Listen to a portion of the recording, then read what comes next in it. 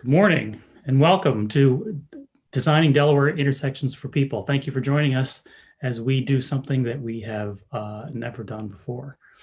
My name is James Wilson. I'm the Executive Director of Bike Delaware, and in about a minute or two, I'm going to introduce you to a couple of folks here this morning. But before I do, I want to explain just a little bit about the day that we have planned. So when we at Bike Delaware realized back in the summer that in-person conferences were not going to be a thing in 2020, we started to explore the idea of whether we could organize an online event.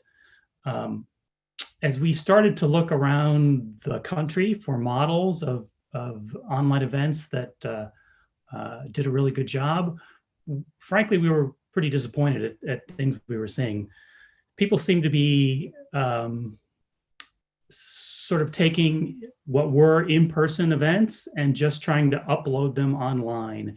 And certainly conferences that we have seen have not, did not impress us a great deal. So one of the things we wanted to do was, design this conference right from the beginning as an online event. And one of the very first decisions we made was keep the sessions short.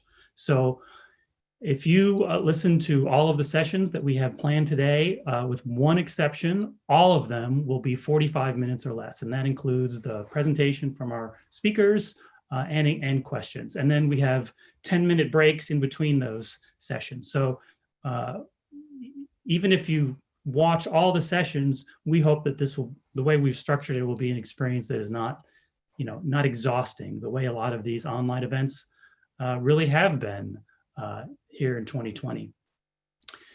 So between sessions, grab a snack, take a walk, grab a beer, whatever you want. We've set it up that way. The other thing that's, the other decision that we made about today's conference, and that we think is synergistic with this idea of very, very short sessions, was an idea that we'd had for a long time and hadn't quite figured out how to talk about, but we think today's conference is a perfect opportunity, and that's the emphasis on intersection. So the speakers we have for each of our sessions today are not going to be talking about health or climate change or even livability.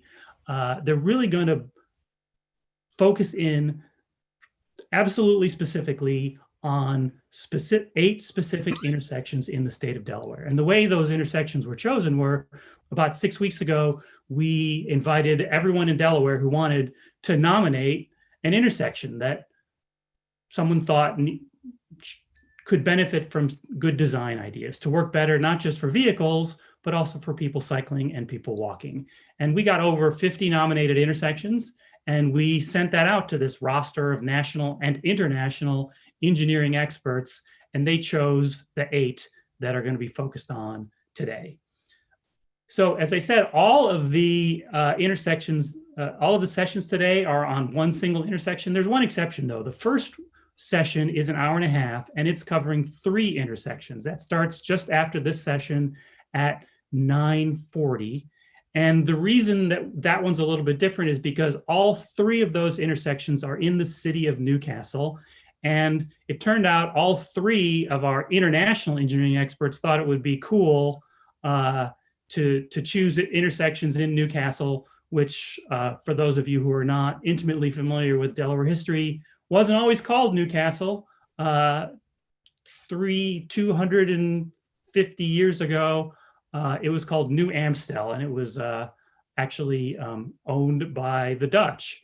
And I think that tickled their funny bone, the idea that they would do 3 intersections in what used to be the city of New Amstel.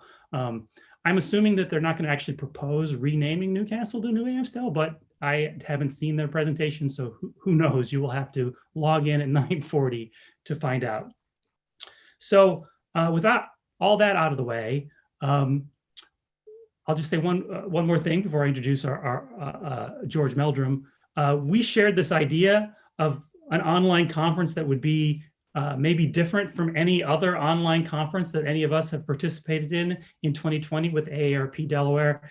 And it was their enthusiasm for that concept that really is why this is happening today. Without that, their enthusiasm and their support as the presenting sponsor of this conference today would not be happening. So let me introduce the president of AARP Delaware, who's going to say a few words this morning, George Meldrum. Thanks, James. Sorry, not able to see you in person, but virtual is not all that bad. My name is George Meldrum, and I am AARP's Delaware State President, which is their top volunteer role. I work closely with all our volunteers and staff to help drive the works of AARP in Delaware. AARP is proud and pleased to support this amazing event. We have 48 million members nationwide, and we aim to give people more choices as to how they want to live as they age. Here in Delaware, we have 176,000 members, which is the highest penetration of any state. We advocate on issues that make life better for all Delawareans, such as preventing fraud, caregiving, financial health, and of course, better livable communities. Transportation is a key component that makes it easier to have a higher quality of life as we age. AARP defines a livable community as one that is safe and secure, has affordable and appropriate housing, excuse me, housing and transportation options, and offers supportive community features and services. Once in place, these resources enhance personal independence, allow residents to age in place, and foster residents' engagement in the community's civic, economic, and social life. We know that as we age, our ability to drive can become diminished. Men outlive their driving years by about 6 years. For women who live longer, it's about 10 years. That is why we believe it's so important to have a range of options for people to get around. Walking, biking, and other options are all on the table to help older residents stay socially connected and healthy. AARP supports safe street initiatives, walkability options, better public transportation, affordable, accessible housing, and opportunities for social engagement for all residents, especially older ones. We don't want them to become isolated. Isolation is a huge problem for seniors. We know that those who are socially involved in the communities or some other hobby or activity stay healthier and happier. And so I just want to end by expressing AARP's support for what you're doing here today. It's so important to find new ways to age with independence and dignity in our own homes and communities. Thank you, and back to you, James.